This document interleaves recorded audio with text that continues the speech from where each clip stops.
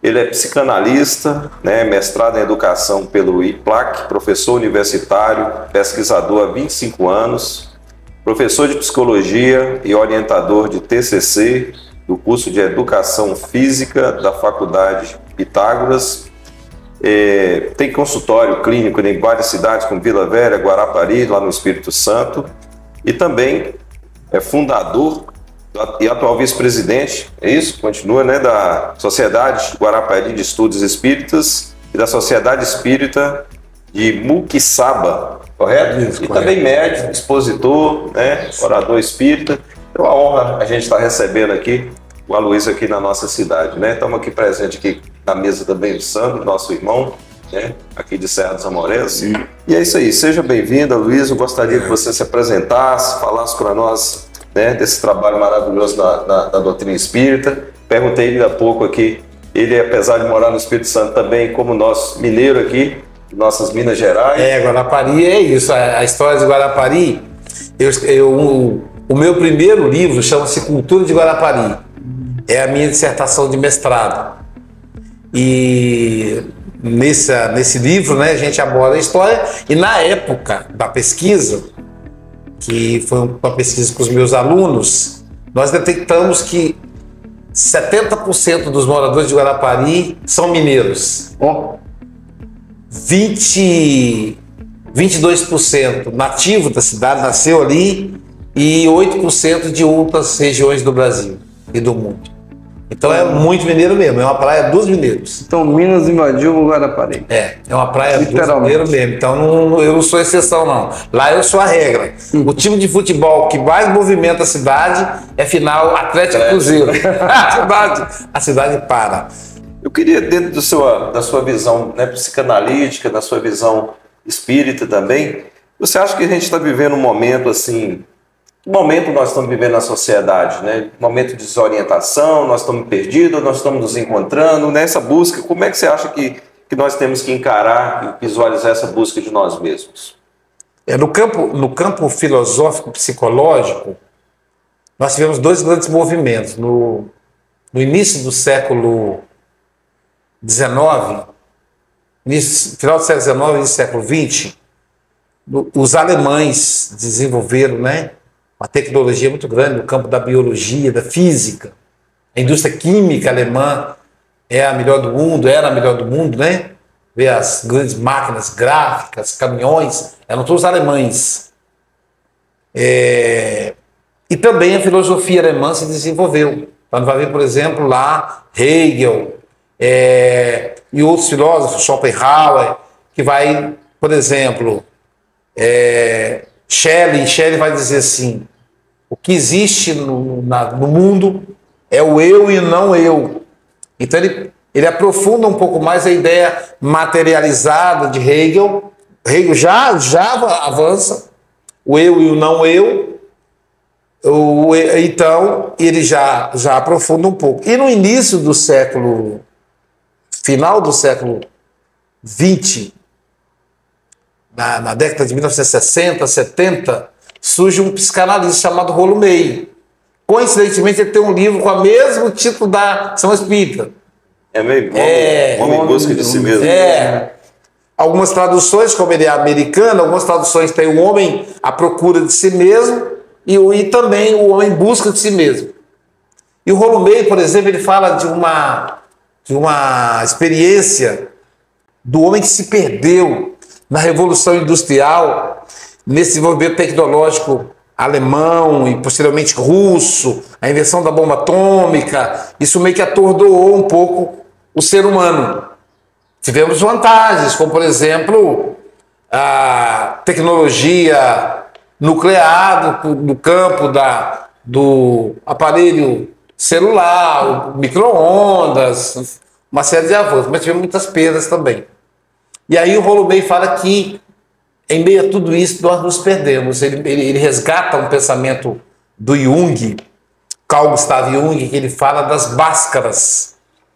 O Jung vai falar que as máscaras são personas que a gente passa a utilizar para nos adaptarmos à vida social. Então, você vai para um compromisso oficial, você fica sério, você põe uma roupa formal, você vai brincar com seu filho no futebol, você coloca uma roupa à vontade, você vai para uma festa, você se solta e brinca, e então você vai... Cada situação dessa, Jung fala que a gente coloca máscaras. Jung fala que o perigo é a gente ter tantas máscaras que a gente já não sabe mais qual é a nossa face. Quem somos nós, né? Quem sou eu, exatamente.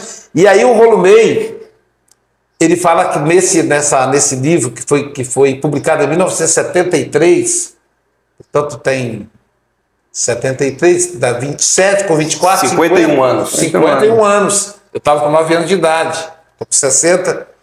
Então ele chama de homem espelho. Como é que seria o homem espelho?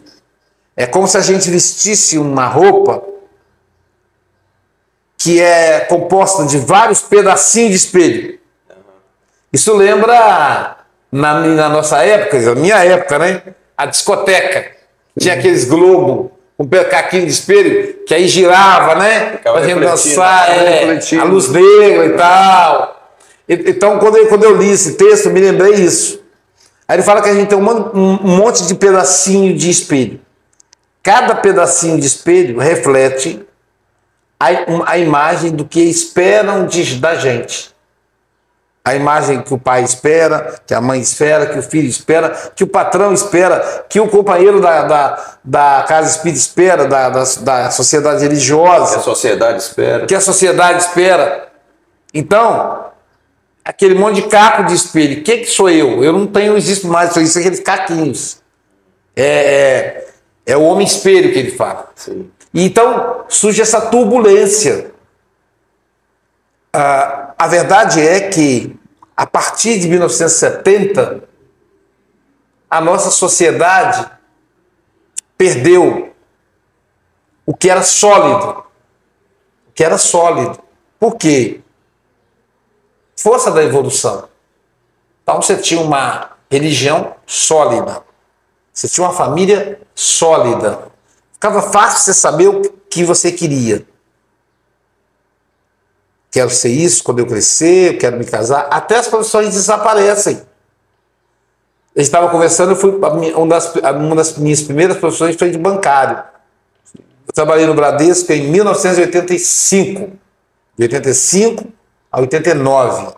Quando eu entrei em 85, a agência tinha 37 funcionários. Quando eu saí em 1989, tinha 15. Provavelmente hoje deve ter 5. Só a máquina lá que atende, né? Só as máquinas. O Bradesco foi o primeiro banco a implantar o sistema online, né? Então, tudo mudou. Mudou muito rápido. E continua mudando. E continua. Há 30 anos atrás era impossível você imaginar um objeto como esse. Sim. Acho que até a ficção era difícil. Aquilo que a gente via naquela ficção de nave espacial, família... Jornada nas Estrelas. Guerra nas Estrelas, Jornada das Estrelas, dizendo. Então, era uma coisa de ficção. E hoje você vê a realidade. Você imagina uma máquina, aqui dentro tem um computador de alta geração, que era maior que esse freezer.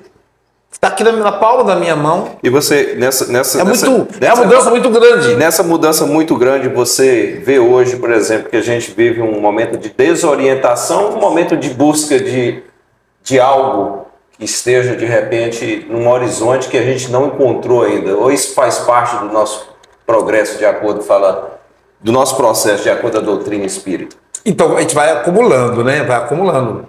Fomos acumulando esse patrimônio. Então foi muita coisa. Um ser humano, um homem comum hoje, ele recebe uma carga de informação que um rei da Idade Média levava 50 anos para receber. Ele recebe num dia. Então é muita coisa para a gente processar. E, como eu disse, nada é sólido mais. Tudo é relativo. Impermanente. Né? O Zygmunt Bauman, que é um filósofo, vai dizer, a civilização líquida, como a água, né? Ela se adaptou à garrafa. É isso que a gente está vivendo hoje, se adaptar. Não tem uma forma fixa. Hoje já se fala em civilização fluida, que é mais mais adaptável ainda que a água. Então, e onde que a doutrina espírita entra aí? Isso. Onde que a doutrina nos orienta aí? Pois é. Qual é o roteiro para isso tudo aí? Para a gente não se perder tanto assim nessa mudança. Onde é que ela entra aí? Porque a doutrina espírita, ela foi constituída com base na filosofia, exatamente o que eu falei até agora, filosofia, mas uma filosofia fundamentada na experiência empírica, na experiência prática. Ou seja, não é aquela coisa, quem sou eu? Até brinco mineiro, né? Oncotô, proncovô, né? Quem sou eu? O que eu estou fazendo aqui, para onde vou? Não é isso, mas da prática. Você veja a questão 919. Qual o meio prático e eficaz que tem o ser humano para vencer? Então, percebe, as perguntas de Kardec são muito empíricas, são muito práticas, são baseadas na lógica, na razão, no bom senso. Então, a doutrina espírita surge como uma proposta filosófica, que no Brasil ela ganha aspecto de religião, mas uma religião diferente, porque é uma religião que não tem dogmas. Percebe que ela já nasce fluida. Se é religião sem dogma. É uma religião sem chefe. É uma religião sem imagens. Então ela já nasce fluida. Então ela vai tratar exatamente dessas questões. Porque quando você fala, e o casamento? Como é que está o casamento agora? Como é que está a família? Aí você fala, vamos ver na prática. Vamos analisar essa prática. Qual era a prática? A mesa girante, a mesa que dava barulho.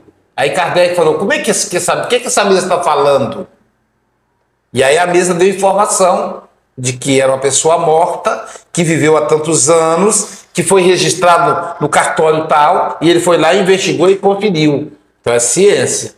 Então a proposta espírita é uma proposta de analisar os fatos da vida com base na lógica, no bom senso,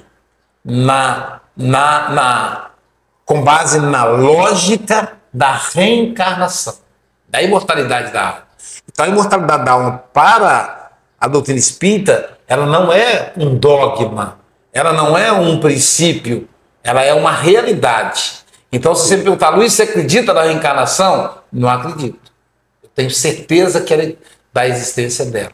Porque acreditar, a gente acredita em Papai Noel, mula sem cabeça. Agora, 2 e 2 são 4, quando eu sou criança, 2 e 2 continuam sendo 4 quando eu estou no doutorado.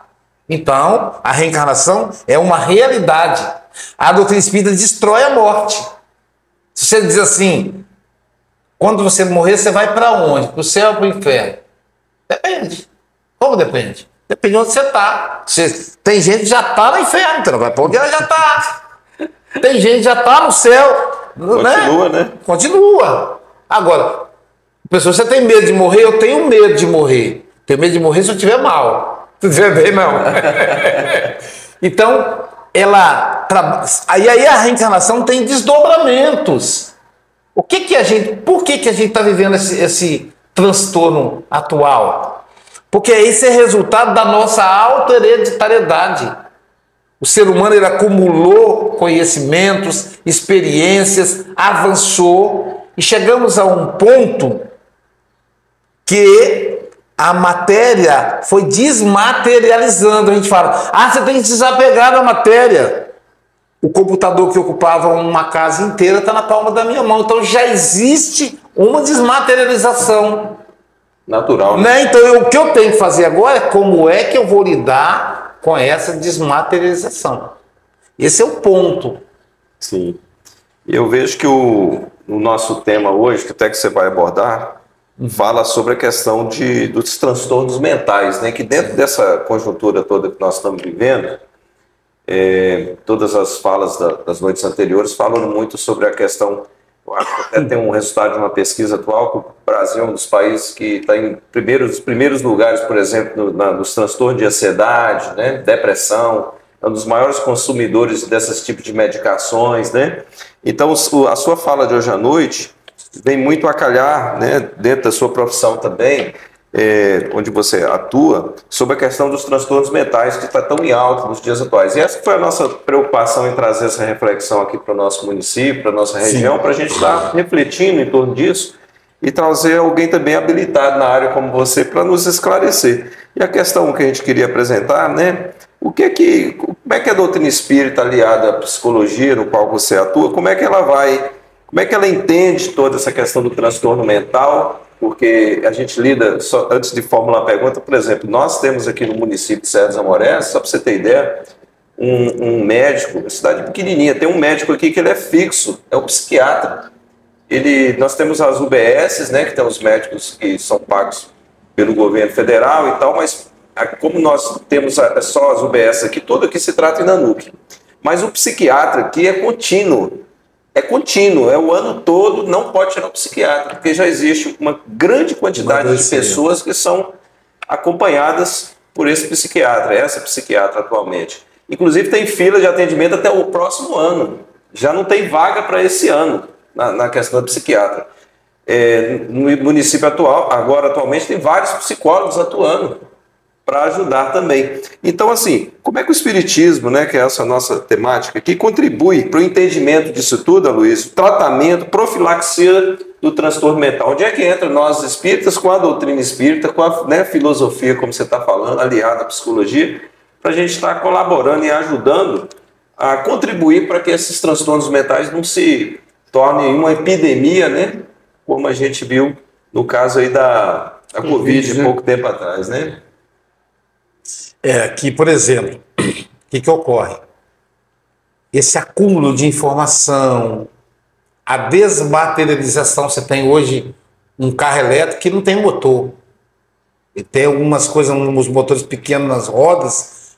Todo esse movimento de acesso à tecnologia, afastar as pessoas do campo, as pressões para a produção, herdeiro da Revolução Industrial de 1850, mas que ainda continua numa velocidade, tudo isso coloca a pessoa numa pressão social muito grande. Uma cobrança, né? Uma cobrança. Então é o homem espelho, que vai andando e tendo que atender a todas as expectativas. E em meio a atender essas expectativas, ele se perde. Esquece de atender a si próprio, né? Si mesmo. Ele se perde. Se perde, e aí, quando vai acontecer alguma coisa, um fato que seja, que ele precisa olhar para ele não sabe onde é que ele está. Em meio àquele monte de pedaço de espelho. Perde um pouco a sua identidade, no caso? Perde. Ele deixa de ter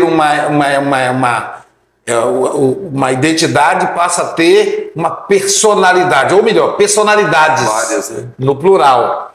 Então, vamos supor, vamos lá, a pessoa está bem, está ganhando dinheiro, está produzindo, está seguindo na carreira, mas de repente ele tem a notícia que o pai está com câncer e está adiantado. E o pai está prestes a morrer. E o pai morre. Quer dizer, não estava programado isso no sucesso profissional dele.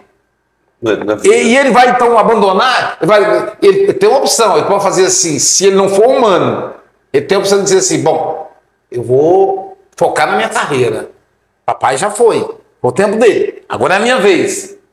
Aí ele podia fazer isso, mas ele não pode, porque ele é humano, ele tem amor, ele não é aquela máquina de produzir que ele imagina que é. E aí ele volta para si, cadê que ele se acha? Aí vem o transtorno, vem a depressão.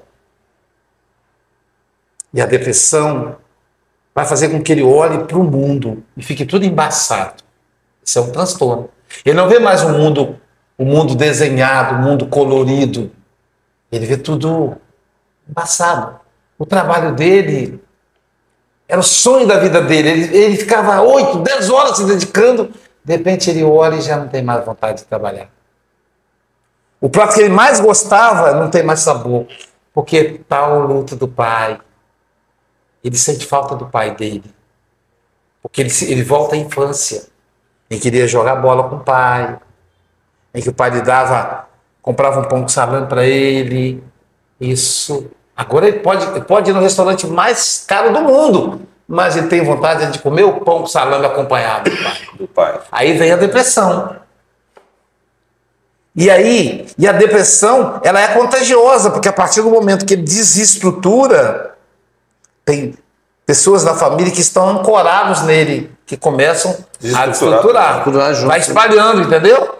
A empresa tem um camarada ali que o sonho dele é ser ele. O sonho daquele jovem que está chegando é ser o nosso personagem. Aí ele vê o nosso personagem caindo. Aí ele pensa, então o que ele fazia não é sólido. Lembra da civilização líquida? Sim. Não é mais sólido. Já que aqui isso não é sólido, eu vou fazer o que agora? Meu sonho era fazer isso. E aí começa a embaçar também. Esse é o processo de construção da depressão. É o luto. E eu dei um exemplo, mas existem N, por exemplo, um casamento. Você está casado? Ah, sim. Eu tenho a casa dos meus sonhos. Eu viajo. Eu não preciso mais contar a níquel com a esposa para pagar a conta de luz, a conta de água. Tudo certinho, como diz o Evangelho. Dorme, homem. Agora você está rico. E aí Jesus diz assim, tolo esse homem, sabendo ele que essa noite ainda eu vou pedir a alma, e para quem vai servir isso?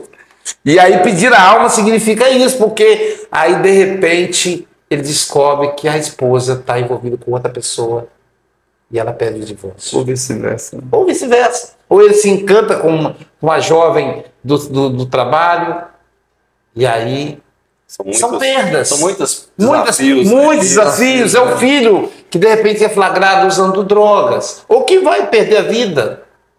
Ou então aquela empresa, você... Tá tudo bem, a empresa é sólida. A empresa te demite. Troca a senha de entrada da catraca. Você trabalha 20 anos numa empresa, é a sua casa. No dia seguinte você vai entrar, a catraca não te libera. Você é um completo estranho. Então, é um CPF. Um CPF, um número. Então Freud vai dizer que a depressão, olha só que profundo, a depressão é a ameaça da perda do objeto amado. Porque, olha só, a ameaça da perda do objeto amado. Então você está amando o objeto, é isso? Você está amando o trabalho, que é o objeto. Você escolheu amar o objeto ao invés de amar as pessoas. Ou você ama as pessoas, mas transformou-as em objeto. Você coisificou as pessoas. Então, o transtorno depressivo, um dos transtornos da atualidade, talvez o mais presente, não, ele disputa com a ansiedade, né? É o resultado da perda, da ameaça, da perda do objeto amado. Na verdade, a depressão é o resultado da perda. E a ansiedade, sabe o que é? É o resultado da ameaça da perda. Porque o ansioso, ele não é diferente. E o depressivo, ele olha para trás e fala, ah, meu pai, ah, meu casamento, por que eu não olhei direito? Ah, meu filho, por que não... Ele olha para trás. O presente perde o sentido. Todo aquele frisson, toda aquela energia, toda aquele da vida perde sentido, porque você começa a olhar para trás. Você sai do presente. O ansioso, não, ele fala, ah, eu vou conseguir isso e tal, eu vou conseguir. E aí, com medo de conseguir, de perder o que você ainda vai conseguir, você se perde e se projeta no futuro. E aí você come com pressa, e aí você, com isso, você adquire obesidade, você adquire gastrite, porque você está vivendo no futuro. Então, o transtorno é esse. E a doutrina espírita, qual é a contribuição? Ela nos convida a olhar para dentro de nós, primeiro. Depois olhar para o mundo, que é, o que é que eu vim fazer nesse mundo? Quem sou eu? Mas quem sou eu não de uma forma vazia da filosofia antiga, mas quem sou eu assim? O que é que eu trago de patrimônio? Diante da tentação de olhar para a minha funcionária, que tem metade da idade da minha esposa, eu tenho vontade de me aproximar. Que energia é essa? De onde vem? Por que eu estou deixando o certo pelo duvidoso? Então é um processo de transtorno da ansiedade. Então, esses transtornos é essa dificuldade de se colocar no mundo moderno, no mundo contemporâneo. Esse mundo tão acelerado. E só é acelerado porque a gente acelera. Porque você vai ver... Quem tá na direção somos nós. Né? Você vai ver às vezes aquele senhor lá no barraquinho, sentadinho, pitando um fumo de rolo, tomando uma canequinha de café. Senta aí. Aí você senta no banquinho de tábua, ele fica proseando com você ali 3, 4 horas. Por que o tempo para ele é diferente? Por que ele não tem que correr para cumprir horário? Então a gente que dá o ritmo. Jordano Bruno, o Jordano Bruno ele fala o seguinte, né? Falando do relâmpago. Ele fala que pra gente o relâmpago passa muito rápido, como o tempo. Minha esposa falou, já chegou o Natal de novo, passou o ano. E aí eu lembrei a ela dessa lição do Jordano. Ele diz assim, para nós o relâmpago são milésimos de segundos. Para o estudioso do tempo, um relâmpago dura meses. Ele fica ali estudando, mapeando. Quando é que começou? Qual é a consequência disso? O que isso vai impactar no tempo? Então é você que tem que reter. Você tem uma criança em casa, tem um filho, olha para ele. Veja ele falar as primeiras palavras. Né? Você está na casa espírita, para, respira, faz uma prece. Ou na igreja, se tiver, que a rádio pode ser que seja ouvida por outras pessoas, faça uma oração. Olhe para a pessoa que está do seu lado. Né? Você que é político, vai andando na rua, olha para o morador da cidade, tudo bem. Tem um livro chamado O Homem Andante, Caminhante, que fala das casas do século XIX, que você ia andando. Primeiro, você não ia para o trabalho de carro. O home office talvez seja uma possibilidade de voltar a isso. Não ia de carro, não ia de moto, não ia de ônibus lotado de gente. Você ia a pé. Porque o seu trabalho era perto de casa. Quando muito era 10 minutos, 15 minutos andando a pé. As casas não tinham número, porque número desumaniza. As casas eram cores. A casa verde, a casa roxa, a casa marrom. Ou então a casa da Dona Maria, a casa do São Pedro. E aí você vai andando. E as casas, aqui a gente vê, estou vendo algumas imagens aqui, ó, as casas, elas tinham janela para a rua. Não era aqueles muros com cerca elétrica, com o cão de guarda, não. Pessoas ficavam ali na janela. Ei, tudo bem? Bom dia. Como é que está seu Pedro? Melhorou da cirurgia? Ele está quase bom. Vem aqui tomar um café amanhã assim. Aí anda, ei, você, ei, nasceu o seu neném já? Nasceu, como é o nome dele? Entende? Era isso a vida. Essa é a ideia da rua, né? A ideia das casas na rua. Na rua, entende? Então era uma vida desacelerada. Então a proposta é: você consegue viver isso com a tecnologia de hoje? Dá pra gente parar um pouquinho isso aqui e falar, ou até usar para registrar. Você pode usar isso como instrumento de registro, né? Então essa é a proposta para você lidar com o transtorno, que realmente estão...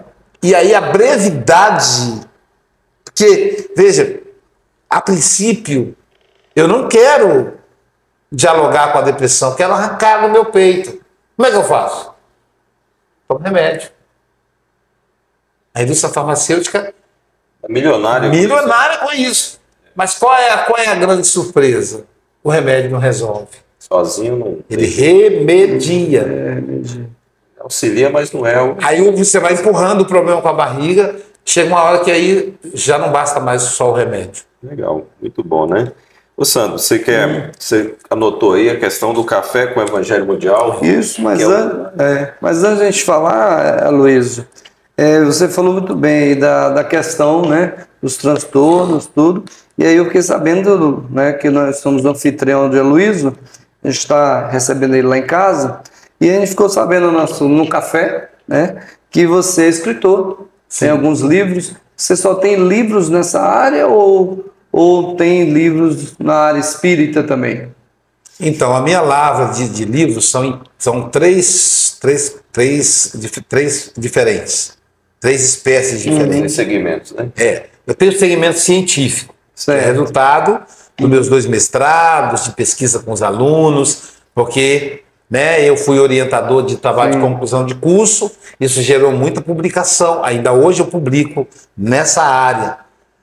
O último texto publicado, eu estou com um agora para sair ainda, mas o último que foi publicado é uma experiência com mulheres vítimas de violência, em que eu fiz análise delas sem elas me verem, porque essas mulheres têm pavor de homens.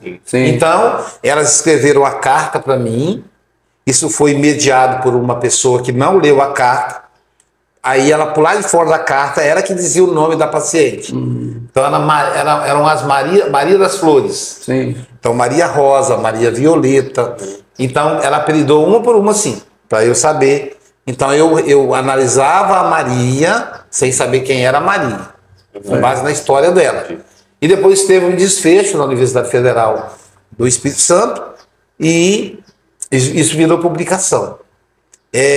Que é essa clínica que sai da elite e vai até os vulneráveis. Porque essas pessoas são pessoas pobres, vulneráveis, que não podem pagar.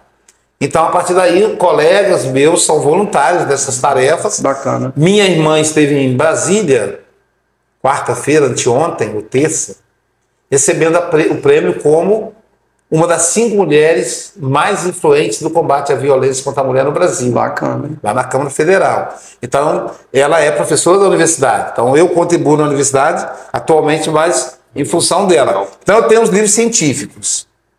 Eu tenho um segundo grupo de livros, que são os livros do campo da psicanálise. Então, eu tenho um livro, por exemplo, Você no Divã, que são histórias de pacientes que inspiram pessoas que têm o mesmo problema e que a pessoa não pode ir a um consultório, então ela lendo ali pode ajudá-la. Obviamente, pelo pacto de confidencialidade, eu troco o nome, o gênero da pessoa, o lugar onde ela mora. Só mora na Suíça, eu coloco Portugal, moro em Portugal, eu boto Estados Unidos. De maneira que só a pessoa, quando ela ler, ela vai saber quem é. Tem os livros que são livros espíritas da minha lavra pessoal. Por exemplo, eu escrevi Terapêutica do Perdão, um livro sobre perdão. Eu escrevi um livro que ganhou o prêmio na Convenção Internacional do Perdão em Roma, em 2015. Ele foi traduzido para o italiano. Terapêutica do Perdão. Terapêutica do Perdão. Então, na Itália, ele é conhecido como Terapia del Perdono. Então, foi traduzido numa convenção lá no Coliseu. Não uma convenção de espíritas, mas uma convenção de pessoas que trabalham com o campo do perdão. Bacana. Eu escrevi um livro chamado Por Entre as Dores. São 43 tipos de dores. Entre elas, a dor da perda de um ente querido, que é o capítulo mais lido, né? Esse livro foi traduzido para o inglês, então ele ganhou o prêmio da ONU no ano de 2010.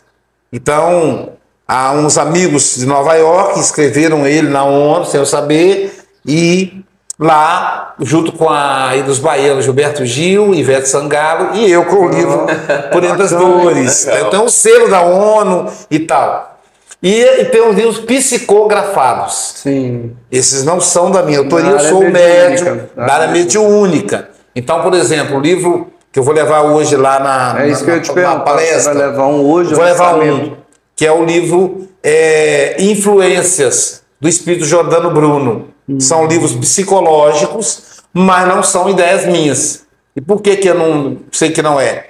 Porque depois de eu as psicografar, eu entrego para uma pessoa que vai digitar. Essa pessoa vai repassar para mais 3 que vão corrigir a questão de digitação. Só depois do texto pronto ele volta para mim já na forma de livro para eu dar uma revisão final. Então, são 23 livros ao todo. Beleza. Eu consegui catalogar aqui alguns, né? Que você falou, tem o Desafios da Alma também. Desafios da Alma, que é a experiência da clínica também. Né? Tem outro aqui que é Fome... Esse também é vendido em inglês. Fome de quê? Fome de quê? Aspectos psicológicos e espirituais relacionados aos desejos humanos, né? Isso. E mais um, Inquietações íntimas, reflexões e dilemas. Isso, esse sobre a perspectiva espiritual. Esse é muito vendido, ele tá... Porque o escritor espírita, ele não vive dos direitos autorais. Os direitos autorais dos livros, mesmo os livros da Minha Lavra, se eles são espíritas, eles são revertidos para as instituições sociais. Certo. Então, por exemplo, Terapêutica do Perdão, são mais de 200 mil exemplares vendidos. A última vez que eu peguei, que eu fiz estimativa. Então, aí esse Inquietações Íntimas, ele já foi impresso em Portugal, já foi impresso nos Estados Unidos, e no Brasil várias edições, e agora vai sair uma nova edição, janeiro ou fevereiro. Certo. Que esse é o primeiro do Jordano Bruno, Inquietações Íntimas. Depois que ele escreveu Inquietações Íntimas, o outro foi Convivências, e o último agora, Influências. E já tem um próximo que já está formatando, que é Ansiedades. Isso. Que é Ansiedade. Esse vai ser os mais vendidos. Esse vai ser mais vendido. Mas assim, ainda nessa pauta, né? Hoje, lá em casa, você acordou ali por volta de umas 7 horas, 7 e pouco, se preparou e dando 8 horas, chegando perto de 8 horas, você fez tipo uma live, né, uma revista. Eu queria que você falasse sobre esse assunto, que é muito interessante, e quando surgiu, que é o Café com o Evangelho. Esse programa, né? O programa, né? Como é que é? É um programa? Qual é o formato? Todos podem participar? Todo dia. Né? Todo dia. Né? Qual é o canal que a gente pode seguir para poder, né, passar para a turma, né, que está nos ouvindo, né, seguir aí e participar? No YouTube é o canal Café com o Evangelho Internacional. Se digita Café com o Evangelho Internacional, é no YouTube.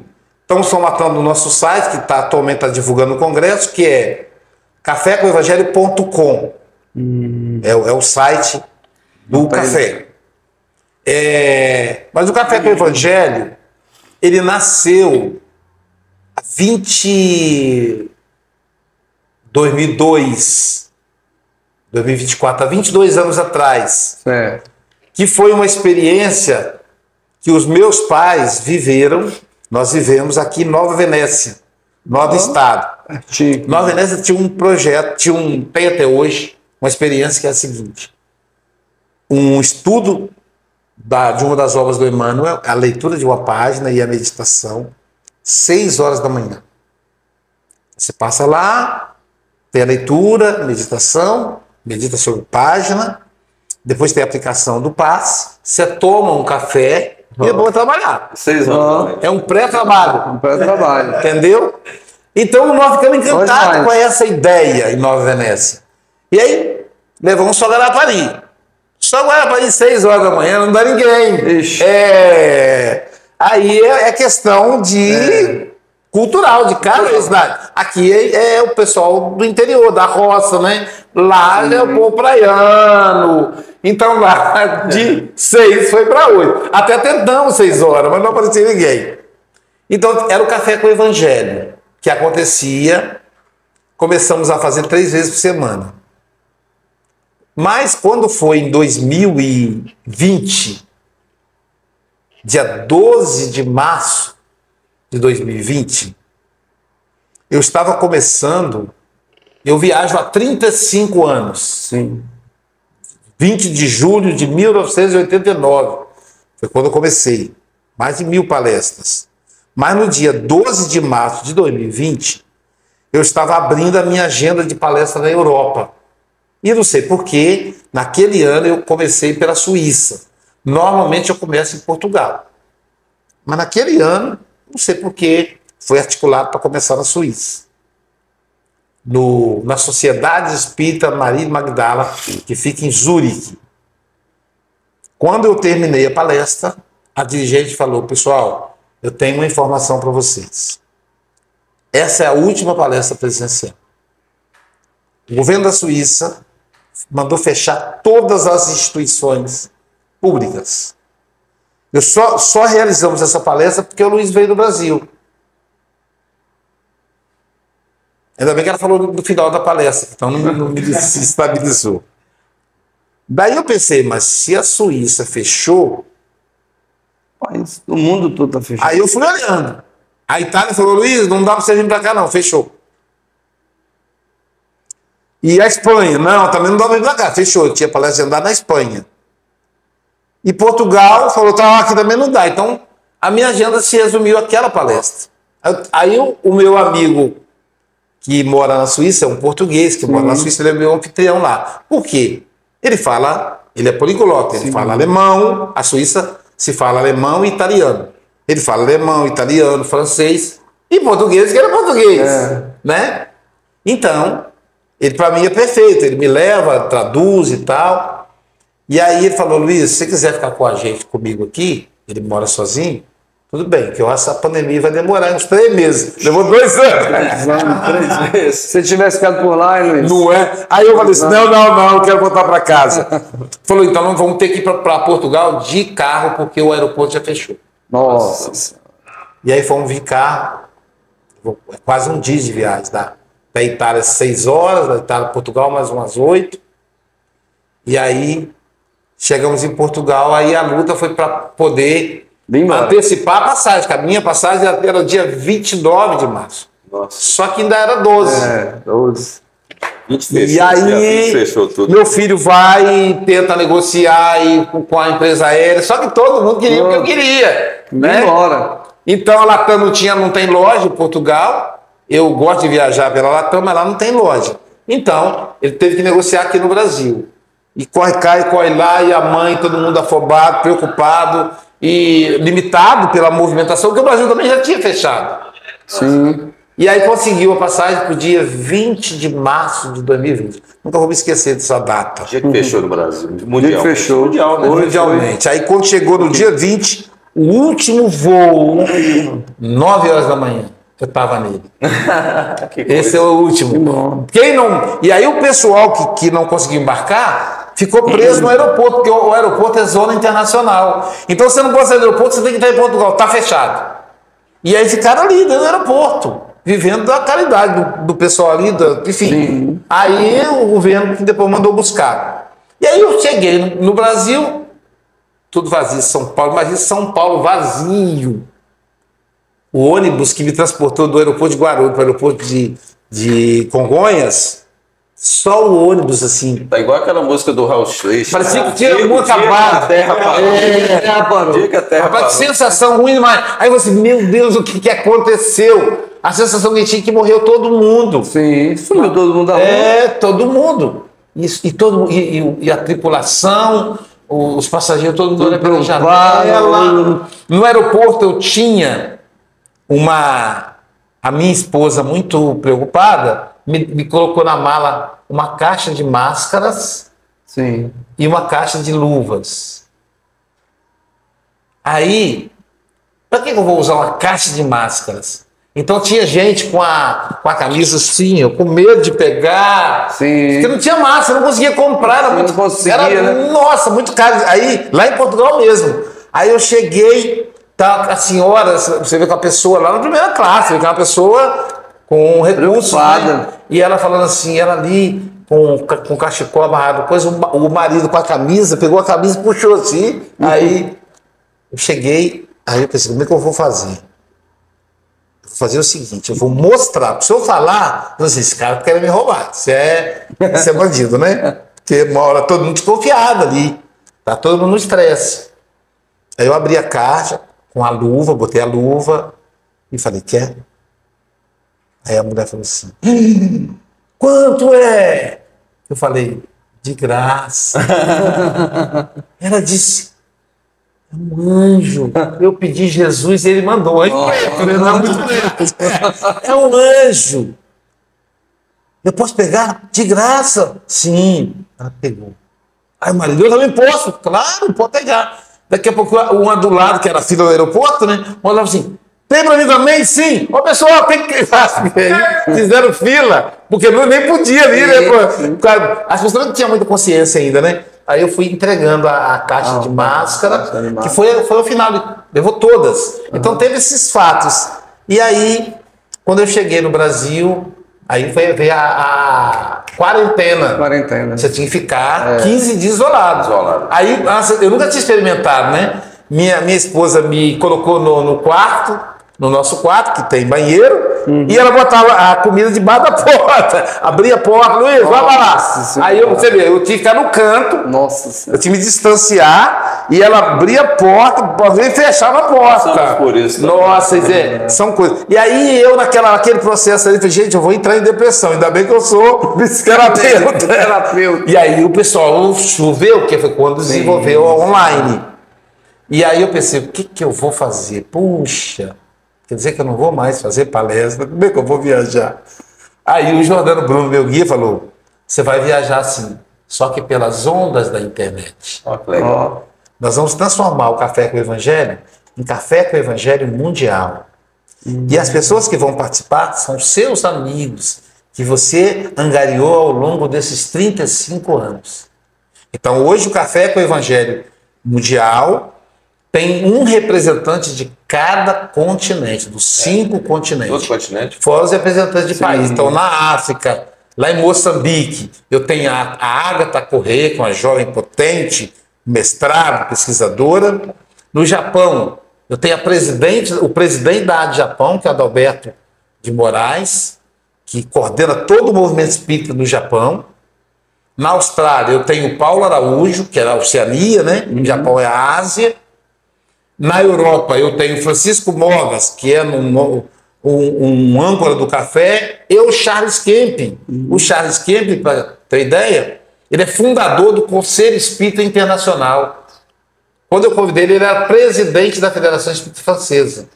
Sei, né? Que chama. Do SEI. Então, a gente tem todo o movimento espírita tem um resumido. Em Portugal. Hein? E tem o rapaz de o Francisco Mogas de Portugal. Então, e aí a gente traz palestrante, por exemplo, nós vamos ter o Jean Paul. O Jean Paul é da Suécia. Ele não fala português. Aí o Charles Kemp que é o tradutor. Então a gente tem palestra em todas as línguas e que é traduzido quando a pessoa não consegue falar em português. Entendi. Todos os idiomas. E então é um projeto realmente de espalhamento do evangelho para o mundo. E quanto tempo? E o evangelho ali é um pacto. Qual é o pacto ali? É o quinto evangelista. É Emmanuel, através do Chico Xavier. E a Seva a gente tem.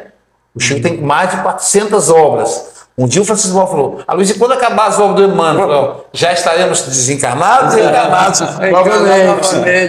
Que é a lição por dia. Então, dura 1 hora, são 30 minutos do expositor. Sim. E mais 30 minutos dos comentaristas. E os comentaristas não são só esses fixos, não. Nós temos um acervo de mais de 30 comentaristas que revezam durante a semana. E o público em geral pode participar através de mensagem? Sim. O chat, todas as participações do chat do YouTube são imediatamente postadas da tela para que você possa ser contemplado ali com a sua pergunta, com a sua participação. A pessoa diz, eu sou de Teixeira de Freitas, eu sou de Eunápolis, eu sou de São Paulo, bota ali a cidade e aparece. E o cálculo de vocês, assim, mais ou menos quantas mil pessoas já participaram, já visualizaram? A última vez que o Chico Mogas levantou eram mais de 100 mil pessoas. Nós temos mais de mil visualizações por dia. No café. Quando é a Mayra Rocha, vai a 10 mil por dia. 10 mil. Ela tem o público dela que ela leva, né? Automaticamente. Automaticamente. O menino também, o Vitor Hugo ele fala uma vez por mês, agora ele fala de 2 meses também. O público vai lá em cima. A agenda já está ficando mais apertada dele. Já está mais apertada. Mas nós temos 250 expositores. Então, a gente, como o tempo é 30 minutos, a gente consegue contemplar expositores de todo o planeta, de todo o Brasil. E você falou também que nas suas exposições você faz no âmbito, né, já profissional sua, né, e espírita. Mas como surgiu a primeira oportunidade de você sair do nosso país e representar lá fora o Brasil, né, tanto na sua área, né, particular, de profissão, como da doutrina espírita? Como é que foi essa ideia? Como é que surgiu? Como foi essa abertura de portas, né, para a Europa e os outros países afora? Eu sou uma pessoa muito intuitiva. Eu não vejo um palmo na frente do meu nariz. Eu não consigo fazer planejamento. Eu não sou engenheiro. Não é minha praia. Eu viajo para dentro, não para fora. A viagem é interna. É interna, né? Não é para fora. Então eu não consigo planejar. né? Eu tenho dificuldade nesse campo. Ainda bem que eu tenho companheiros lá que o café que me Ainda bem ajuda. que tem esposa Congresso, que por vai exemplo. planejando, né? Ainda bem que tem esposa. Minha esposa, que nem minha agenda eu. Quando ela chegou no quinto filho, ela falou, ô Luiz, acabou aqui, viu? 5 filhos, né? Então, eu sou muito intuitivo. Sim. Então eu vou, à medida que as coisas vão surgindo, eu vou fazendo. E aí, eu nunca fiz planos para viajar. Apareceu o curso de oratória em janeiro de 1989 com o Carlos Augusto Abranches, ele é da Rede Globo, Sim. o Guto Abranches. Ele foi lá dar um curso em Guarapari. Aí minha filha mais velha era de colo, inclusive. E eu com a filha no colo ali, ia assistindo o curso durou o dia inteiro. E dali eu fui fazer uma exposição no Grupo Espírita Allan Kardec. A presidente na época era Jussara. A Jussara falou, Luiz, você fala bem, eu vou te indicar para a tia Venita. Aí eu comecei a fazer palestra em Anchieta. Aí fazia 2, 3 vezes por mês em Anchieta. E aí a dona Venita já me indicou para Cachoeiro, e daqui a pouquinho eu estava fazendo palestra do Espírito Santo inteiro. Eu conheço todas as casas espíritas do Espírito Santo. Conheço todas. Bacana. Então fui membro da federação, inclusive, porque eu os conheço todas. As mais novas, obviamente, não, porque agora não tem mais tempo, mas eu ia todos, do extremo norte aqui, Montanha, tem outro, até outro depois de Montanha. Ponto Belo. Ponto Belo, de Ponto Belo a Muqui, lá no sul. Eu falava em tudo. E aí no ano 2008, eu já tinha aí 10 anos de estrada, mais, né? Quase 20 anos. 2008, um amigo mudou para Zurique. E falou assim, Luiz, eu estou morando em Zurique agora. Não é esse amigo, agora ele mora na Alemanha. Sim. Não é o meu amigo que cuida da minha agenda lá, não. Aí falou, tô pensando em trazer você para cá. Rapaz, mas eu não falo suíço. Não, não, aqui não é suíço, não. Aqui o povo fala alemão e italiano. Piorou. Aí ele falou, não, mas a gente tem tradutor e tal. E Aloysio, isso em 2008. Aí uma coisa vai levando a outra, né? Eu vou ver aqui as coisas e te falo. Aí me colocou em contato com a Isabel Saraiva de Portugal. Aí a Isabel cuidou da agenda. Sim. Aí, como ela é muito respeitada na Europa, aí ela me colocou na Itália. Aí eu falei em Roma, Milão. Aí a Suíça já estava agendada pelo meu amigo. Portugal, se eu quiser fazer palestra 3 meses em Portugal, sem repetir centro espírita todos os dias, tem. É o país que mais tem centro espírita fora do Brasil. Lá tem muito centro espírita. E é português, né? Então, aí Portugal eu me acho, lá eu ando. Agora, na Suíça eu não saio dentro do apartamento sem estar acompanhado. Eu vou ali só de ver alguém comigo, né? E aí começou assim. Tanto que aí em Milão, o pessoal começou a gostar e tal, o trabalho. E aí, em 2012, uma brasileira casada, uma italiana casada com um brasileiro, a Rita D'Asta, falou, Luiz, eu posso traduzir o seu livro Terapêutica do Perdão para o italiano? Eu acho que as pessoas podiam ler italiano.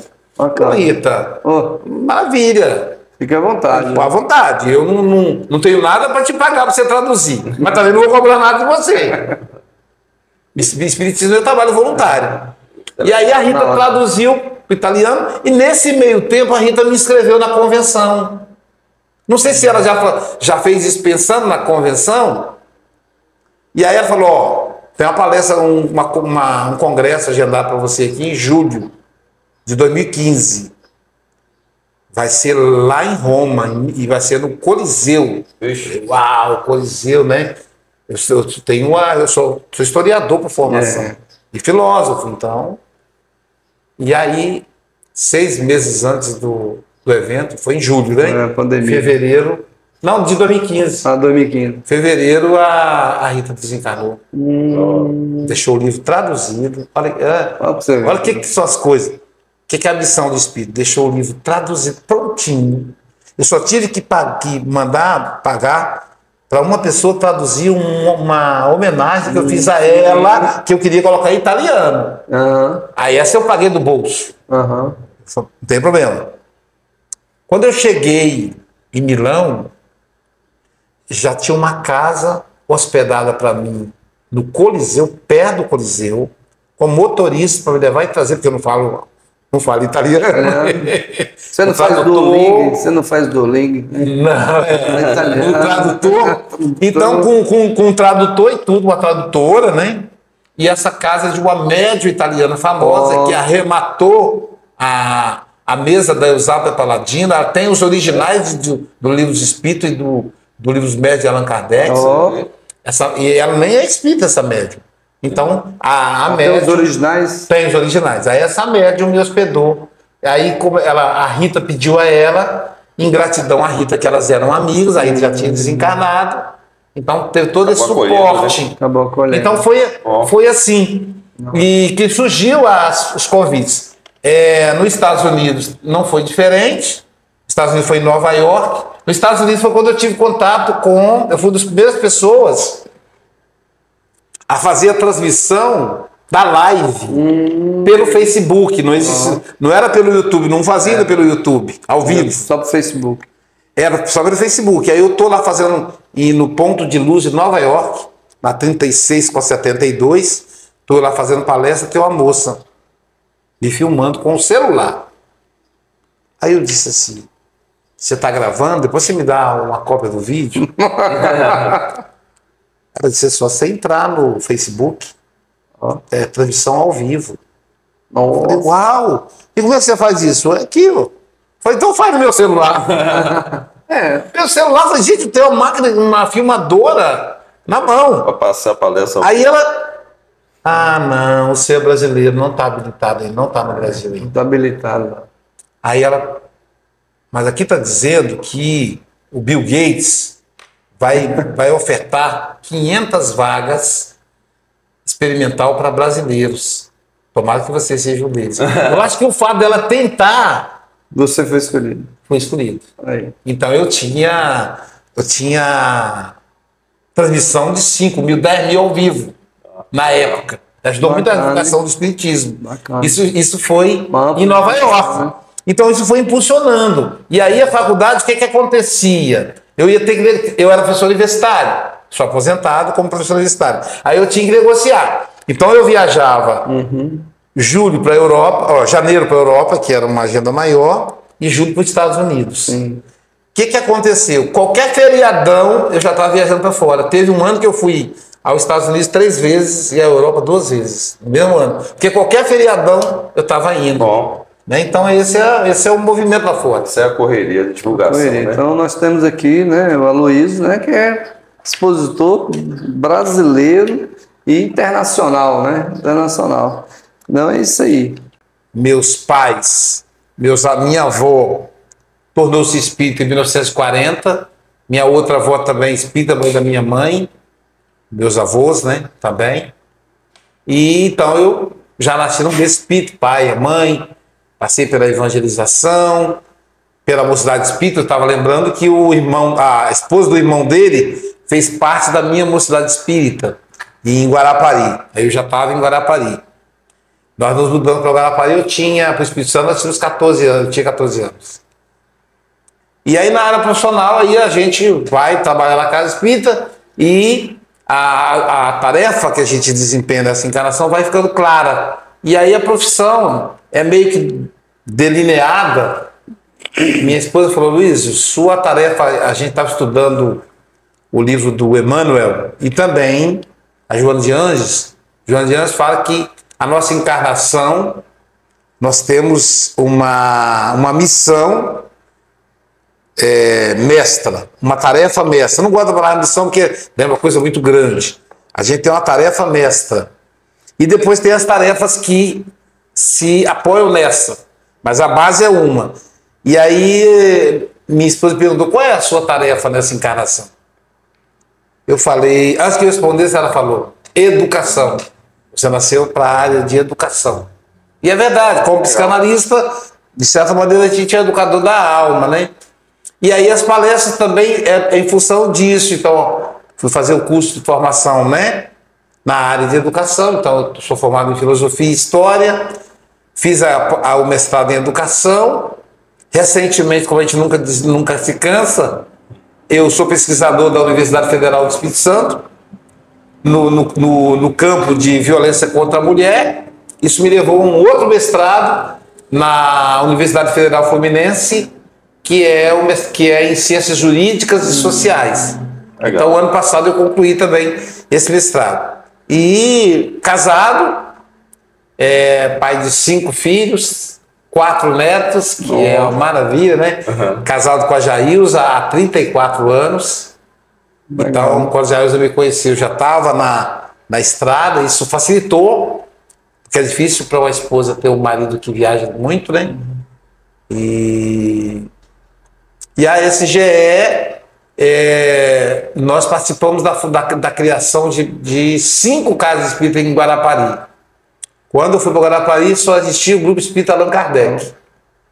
Trabalhei lá, todas as tarefas, fui presidente da instituição por 2 mandatos, e já no meu mandato foram surgindo novas casas, como, por exemplo, a Estrada de Damasco, Portal da Luz. Aí fundamos o Bezerra de Menezes, que meu irmão que era o dirigente, existe até hoje, na Praia do Morro. Depois participamos da fundação do